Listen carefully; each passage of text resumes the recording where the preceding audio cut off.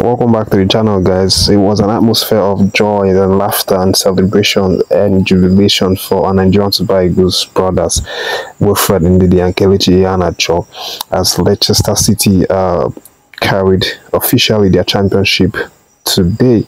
They obviously played their last game of the season around 12:30 today against Blackburn Rovers. Even though they actually lost that one 2-0, it was still a happy ending for them because they had already been declared the winners of this year's championship, EFL championship. And it was like 2 games ago they won it already with 2 games to spare, and today they officially lifted the trophy. The likes of Nigerian Super Eagles brothers Kelechi Iheanacho and Kelechi Iheanacho and Wilfred Ndidi obviously partaking in that one, and they obviously celebrated really well. Kelechi bringing his family, his wife and his child, Ndidi also being pictured with his daughter. Of course, what a way for them to end the season and return back into the Premiership. Their games today obviously our 2 Nigerian Super Eagles players made an appearance for that game. As usual, Ndidi has been a regular for this Leicester team, and he played 90 minutes for that game, obviously making some meaningful contributions to the team. And Iheanacho, interestingly, also played in the game after we've not really seen him being featured.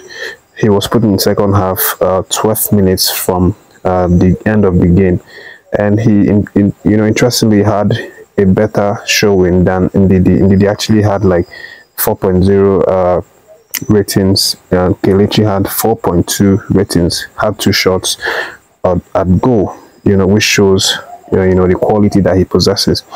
But again, what the future holds for these 2 players is still left to be seen.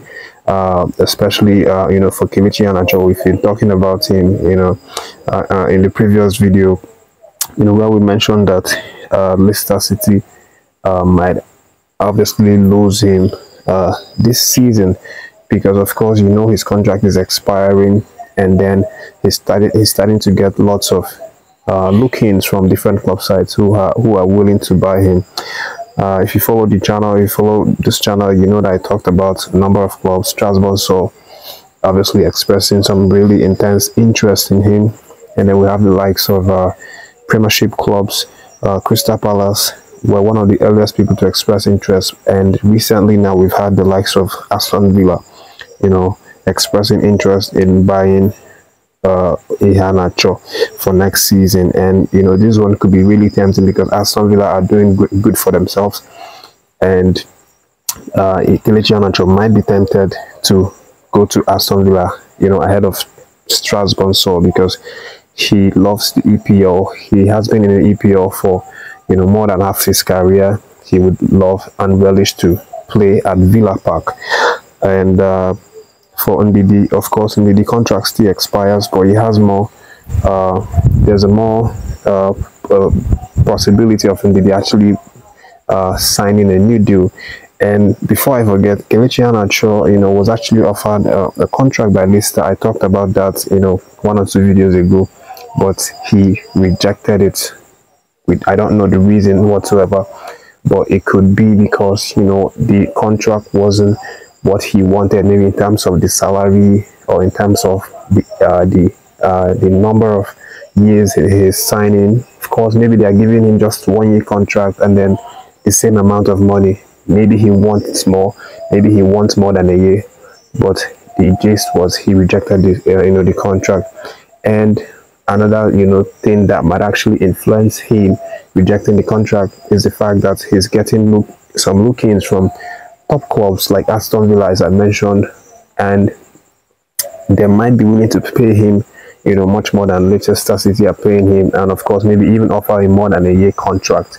So these are some of the reasons why he would have rejected the contract renewal from Leicester City.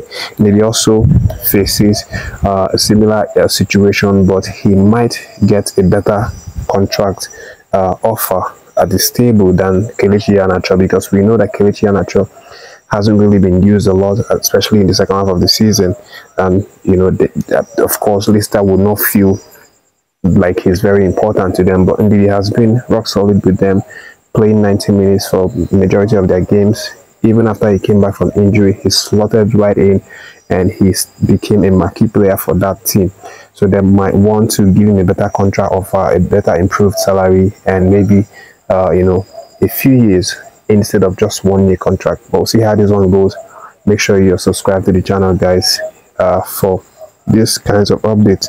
And then moving on, let me let you know that Onyedika was actually a subject of intense criticism for his Club Brugge side after they had an abysmal performance in the Europa Conference League over the midweek. On Thursday night, they actually played against Fiorentina, but lost that game 3-2, and it was no thanks to Onyedika's error in the game, where he received 2 yellow cards and was sent off. Actually, the second yellow card was unnecessary, and of course, you know, he was blamed for being the reason why his side actually lost that game.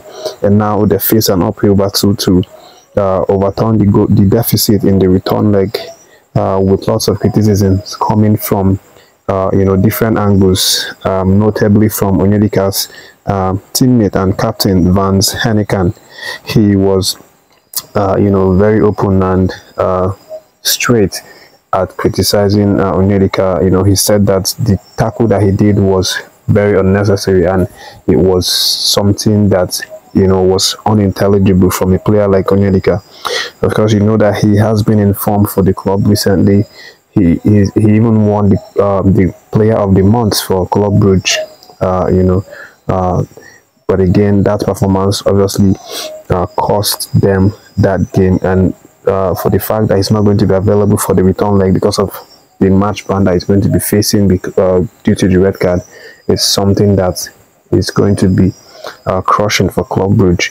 But the positive side to it is that his coach Nicky Hayen has now jumped in his support and has said that Onyedika, you know, is a very intelligent player, that he obviously forgot that he had a yellow card leading up to that challenge, that he trusts his man, and that he knows that he's going to come back stronger. But leaving that, just let me let you know that Osimhen is also in the updates, and this time he has talked about his mentality and what has kept him moving and at the top. Osimhen, you know, talks about how, you know, there's fire inside of him. He breathes greatness, you know, into everything that he does, which is why we see him play with all the passion that he plays whenever he plays for Nigerian Super Eagles. You know, he talks about him not having any competition with anyone, that all he wants is to compete against himself or to try and better his record. He talks about, you know, him seeing himself in the mirror and looking at his reflection and always wanting to be better, you know, in the next game or in the next chance that he has. Of course, you know, Osimhen is subject to transfer speculation, and it's very likely, it's almost certain, in fact, that he's going to leave Napoli next season.